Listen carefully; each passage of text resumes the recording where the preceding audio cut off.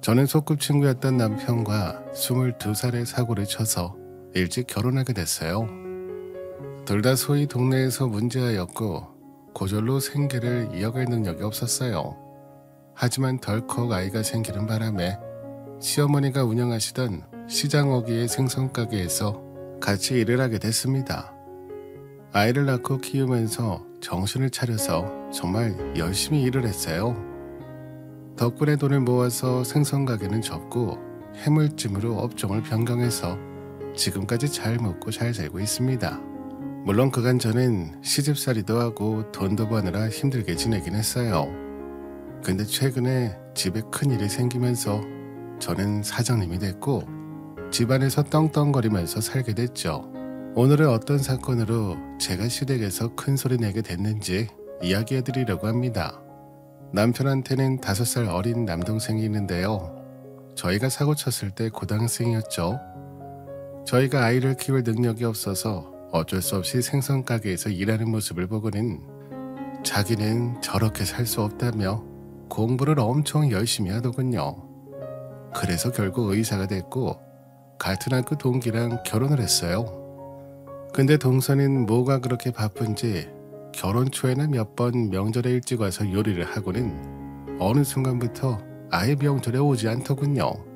최근 명절에도 동서는 오지 않고 도련님만 왔어요. 도련님, 아니 서방님, 왜 혼자 오셨어요? 동서랑 민준이는 내일 명절 당일에 오는 거예요? 아, 형수, 이 사람 이번에도 못 올 것 같아요. 병원 일이 바쁘다고 하더라고요. 이번에 논문도 하나 쓰고 있는데 그것도 해야 되고요. 조만간 교수 임명될지도 몰라서 매일매일 바쁘대요. 내일 잠깐이라도 오겠다 했는데 제가 그냥 오지 말고 일이나 하라고 했어요. 그리고 형수님, 서방님 소리는 하지 말아주세요. 영 적응이 힘드네요. 그러냐? 잘난 며느리가 바쁘면 명절에 못 올 수도 있지. 괜찮다.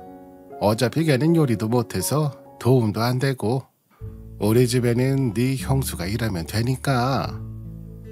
어머니, 말씀이 왜 그러세요? 한 명이라도 더 있으면 도움되고 좋죠. 동서가 없으면 저 혼자 다 해야 되잖아요. 어머니도 일 안 도와주시면서요. 시어머니 앞에서 제가 대놓고 불평을 들어놓자 저에게 눈이 살짝 흘기시더니 제 말을 무시하시더군요.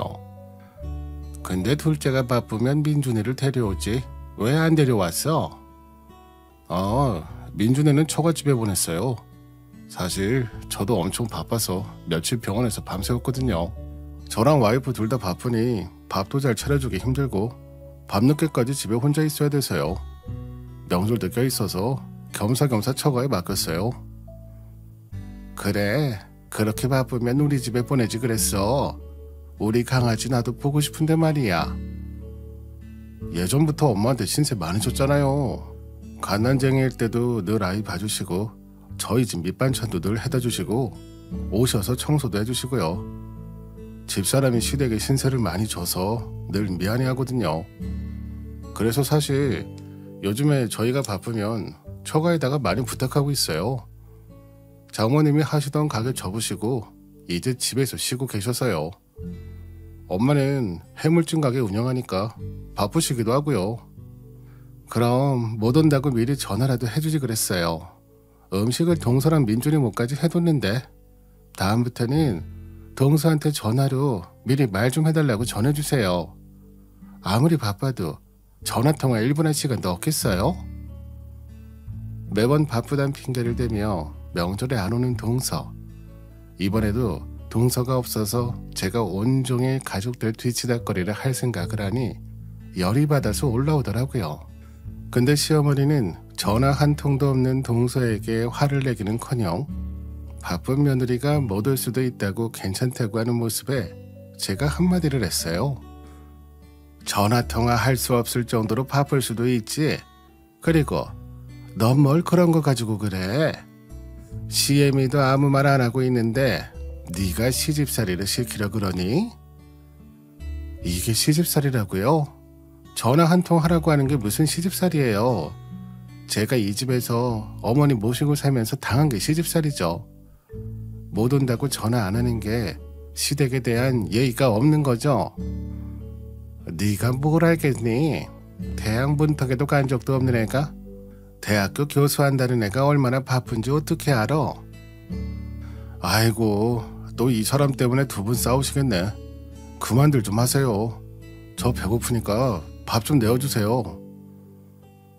도련님이 가운데서 중재를 해서 이번 명절에는 큰 소리 안 나고 넘어갈 수 있었어요.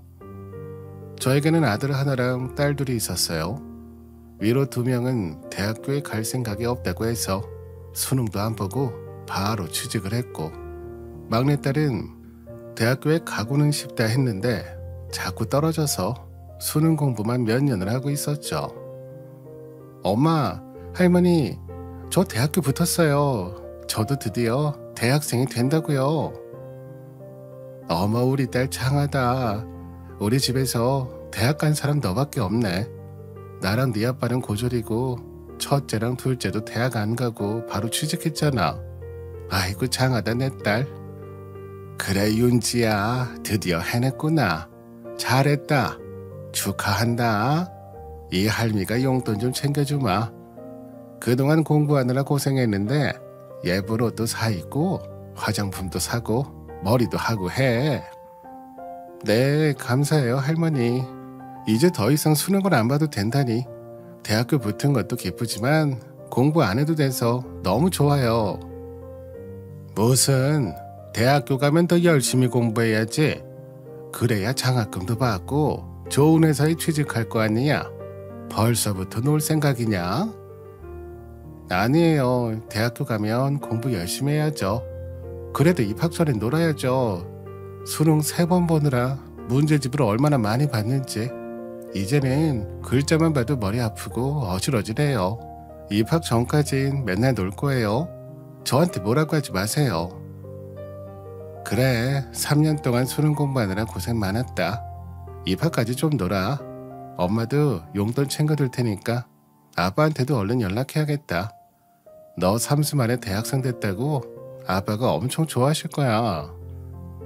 막내딸이 3수에서 대학에 들어가게 된 것이었죠. 그리 좋은 학교는 아니었지만 저희 집에 대학생은 처음이었기 때문에 집안 사람들이 다들 축하해줬어요. 한동안 집안에 웃음꽃이 활짝 폈죠. 동서에 전화가 있기 전까진요. 그래? 아이고 민준이가. 그럼 민준이 천재야? 부모가 훌륭하니까 자식도 훌륭한 거지. 대단하네 대단해 내 손주. 주말에 가족들이랑 다 같이 모여 앉아서 거실에서 텔레비전을 보고 있을 때였어요. 웬일인지 동서가 시어머니한테 전화를 했더라고요. 어머니, 무슨 일이에요? 민준이 뭔 일이 있어요? 동서가 뭐래요? 아니 글쎄, 우리 민준이가 천재래 천재. 그 머리 좋은 애들만 들어간다는 영재원? 뭐 거기에 합격했다고 연락했지 뭐냐? 영재원? 민준이 초등학생인데 나보다 똑똑한 거 아니야? 영재원이 그렇게 대단한 곳이야? 일반 애들보다 월등히 뛰어난 애들 모아다가 교육하는 곳이라 하더구나. 아무래도 우리 민준이는 지 어미 아비 똑 닮아서 똑똑한가 봐. 학원 같은 데도 안 보냈는데 혼자 매일 책 읽고 공부하다가 붙었대. 네? 학원을 안 보냈다고요?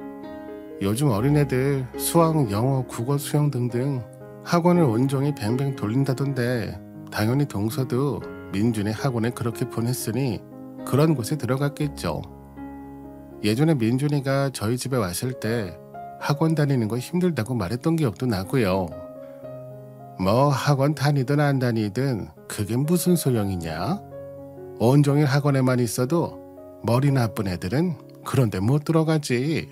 우리 민준이가 똑똑하니까 들어갔다는 사실에는 변함이 없어. 그래, 거기가 공부시킨다고 아무나 들어가는 데가 아니긴 하지.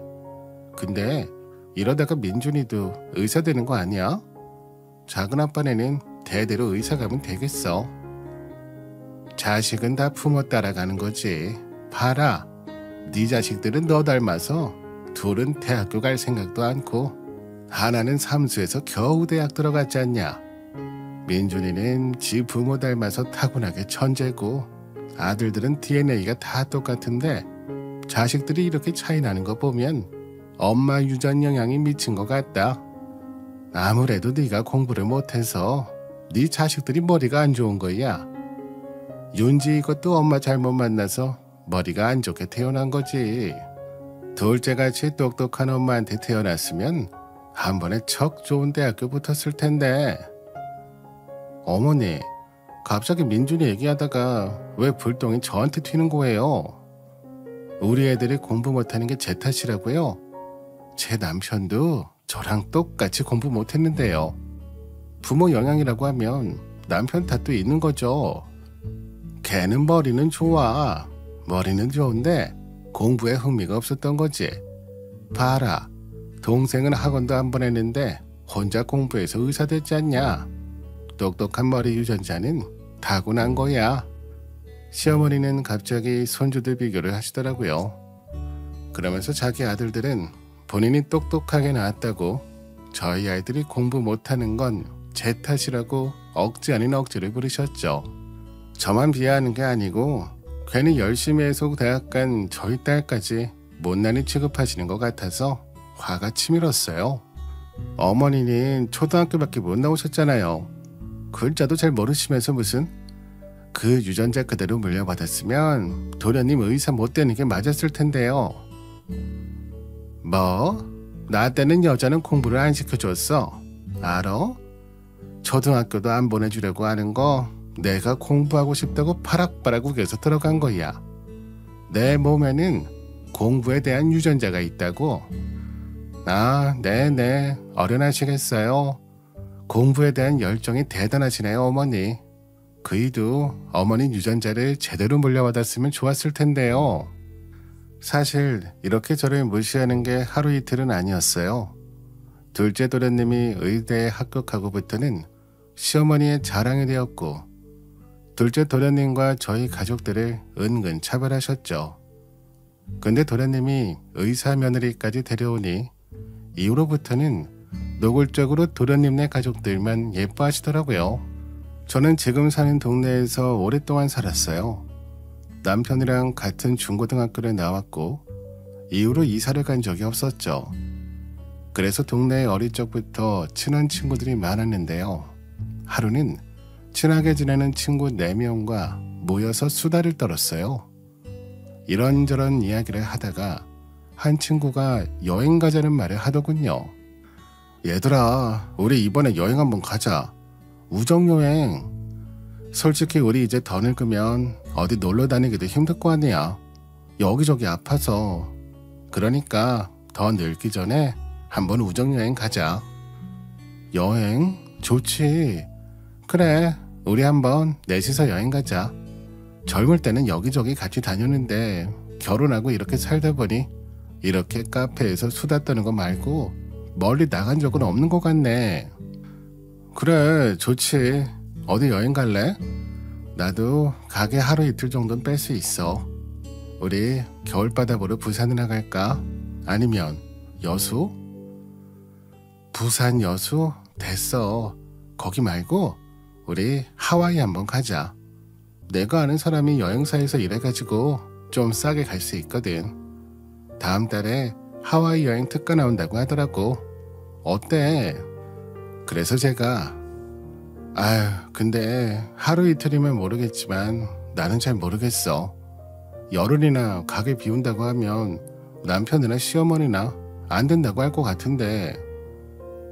야, 그러지 말고 같이 가자. 그가 열심히 살았으니까 휴가 한번 보내달라고 해봐. 솔직히 그 해물찜 가게도 네가 요리 솜씨가 좋아서 장사 잘 되는 거잖아. 예전에 니네 시어머니가 하던 생선 가게 네 덕분에 음식점으로 바꾼 건데 네가 사장인데 열을 논다고 하면 누가 뭐라 그래. 그래, 허락하든 안 하든 뭔 상관이야. 그냥 가자. 내가 이번에 허리 삐끗했잖아. 근데 병원에 입원해 있는데 평생 허리 못 쓰고 이렇게 누워 지내면 어쩌나 그런 생각이 들더라고. 다행히 지금 낫긴 했는데 병원에 있으니까 별의별 생각이 다 들더라. 너도 나중에 어디 아프고 하면 매일 가길만 했던 거 후회한다. 이번에 세게 말해. 한번 휴가 간다고. 하지만 저의 이야기를 듣고 친구들은 저에게 여행 간다고 잘 구슬려 보라고 하더군요. 그간 해외여행 한 번도 못 해봤다고 하면서 말해보면 보내줄 수도 있을 거라고요. 그래서 그날 저는 집으로 가서 남편한테 말을 했어요. 여보, 나 다음 달에 여행 좀 가려고. 현미, 숙자, 윤이랑 가도 될까? 여행? 걔네랑 여행 간다고? 그래, 가. 당신은 언제 나한테 허락받고 친구들이랑 놀았어? 알아서 해. 그게 우리 하와이로 여행 가려고 하거든. 우정여행 말이야. 근데 한 10일 정도 일정이래. 뭐? 10일? 하와이? 이 옆엔 내가 뭔 소리야. 가게는 어쩌고? 가게는 당신이 알아서 운영해. 내가 양념장 만들어둔 걸로 요리하면 되는데 뭘 그래. 당신도 양념장 만들 줄 알고. 하루 이틀이면 몰라도 열흘이나 빠지면 안 되지. 당신이 주방일 전체적으로 다 보는데 당신이 빠지면 누가 해. 나는 할 줄도 모르고 어머니는 나이가 많아서 혼자는 못 하시잖아. 주방에서 일하는 사람들 있잖아. 그 사람들 내가 여행 갔을 때 일 더 시키면 되겠네. 당신이 직원 2명 목하니까 당신 빠지면 일하는 사람 2명은 더 일해야 되는데 그럼 인건비가 얼마나 더 드는지 뻔히 알면서 요즘 장사도 잘 안 돼서 마이너스인 거 몰라? 이번에 막내 대학 가서 큰 돈도 들고 그리고 하와이면 여행 경비도 많이 들 텐데 안 돼. 국내 여행 하루 이틀이면 몰라도 해외여행은 안 될 것 같다. 해외여행은 다음에 가. 다음에 보내줄게. 야, 다음에 언제? 나 다 늙어서 가게 일 못할 쯤 되면 보내줄 거냐? 그리고 네가 나랑 여행 한번 간 적이 있어. 우리 어릴 때 사고 쳐서 결혼해서 결혼식은커녕 신혼여행도 못 가봤는데 나도 이참에 친구들이랑 해외여행 좀 한번 가보자. 남편이 돈 핑계를 대며 여행을 못 가게 하자 저도 언성이 높아졌어요. 근데 그 소리가 좀 컸는지 시어머니 귀까지 들렸던 모양이더라고요. 결국 시어머니가 저희 방문을 열고 들어오셔서 저희 싸움에 끼게 되셨습니다. 내가 방 밖에서 이야기 소리를 들어보니 어미 너 해외여행 가고 싶다고? 어머니, 저희 이야기 소리가 밖에까지 들렸어요. 그렇게 큰 소리로 나 여행 가고 싶다 소리를 지르는데 안 들리겠냐? 너 일부러 시엠이 들으라고 크게 얘기한 거 아니었어? 아니에요, 그런 거. 이왕 어머니도 들으셨으니까 미리 말씀드릴게요. 저 다음 달에 친구들이랑 해외여행 갈 거라서요. 10일 정도 가게 비워야 될 것 같아요. 제가 빠지는 날에 다른 직원들 추가 근무하라고 할 테니까 그런 줄 아세요. 사장이 놀러 간다고 가게를 비우는 게 그게 말이 되냐? 그 가게 어차피 남편 거잖아요. 늘 남편이 사장이고 저는 주방장이라고 하셨으면서 왜 갑자기 저한테 사장이라고 일하라고 하시는 거예요? 그래, 너 말 잘했다. 네가 직원이고 네 남편이 사장이면 사장 말을 잘 들어야지. 사장이 빠지는 거 안 된다고 하는데 그럼 네 알겠습니다 할 것이지 뭔 말이 그렇게 많어? 저 해물찜 가게 오픈하고 10년 동안 매일같이 일했어요.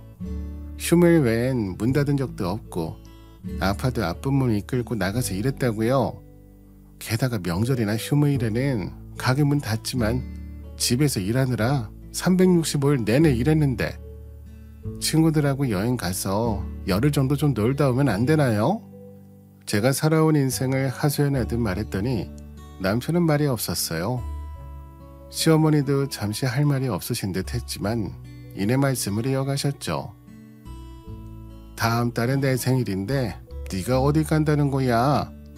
너 일부러 시엠이 생일상 차리기 싫어 그러지? 어머니 생일상은요 잘난 둘째 며느리한테 받으세요. 왜 저한테 매번 받으려고 하시는 거예요? 하와이 여행 이야기는 그 이후로 일주일 정도 저희 집에서 계속 나왔어요. 하지만 남편과 시어머니의 성화에 제가 지고 말았죠. 저는 결국 친구들과 함께 있는 단톡방에 못 간다고 말을 했어요. 친구들은 아쉬워했지만 어쩔 수 없었죠. 그리고 친구들끼리 하와이에 여행을 다녀왔습니다. 하와이에 간 친구들은 저를 잊지 않고 하와이 풍경이 담긴 사진들을 계속 단톡방에 보내줬어요.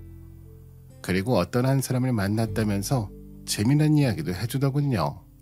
하와이 여행 사건이 있고 얼마 뒤 동서가 전임교사가 됐다는 소식을 알려왔어요.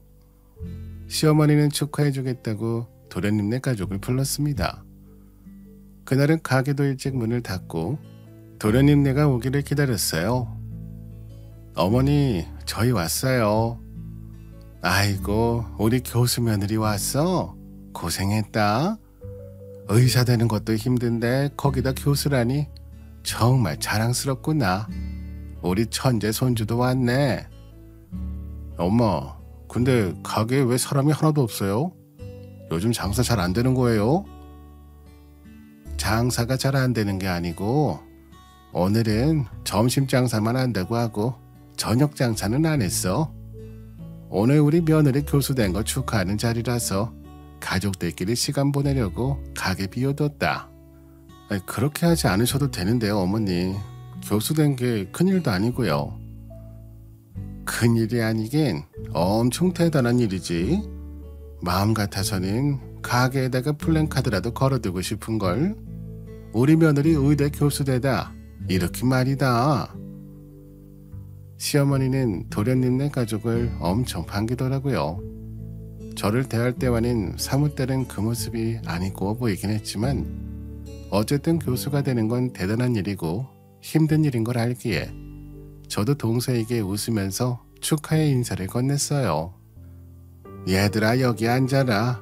너희 주려고 싱싱한 해산물 가득 준비해뒀으니까 많이들 먹어.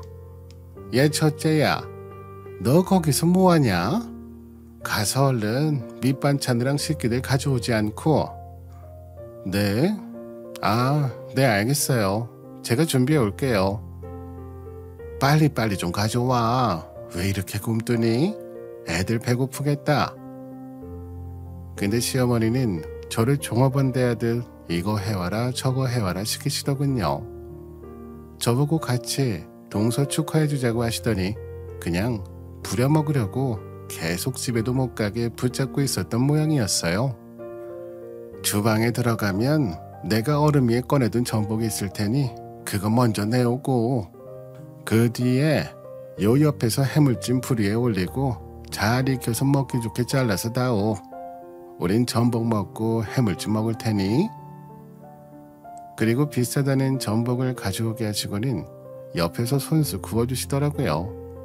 저한테는 손님한테 하듯이 해물찜을 익혀서 먹기 좋은 크기로 잘라 놓으라고 하셨고요. 사실 저도 같이 먹을 줄 알았는데 저는 엉덩이 붙이고 식탁에 앉아있을 시간도 없었어요.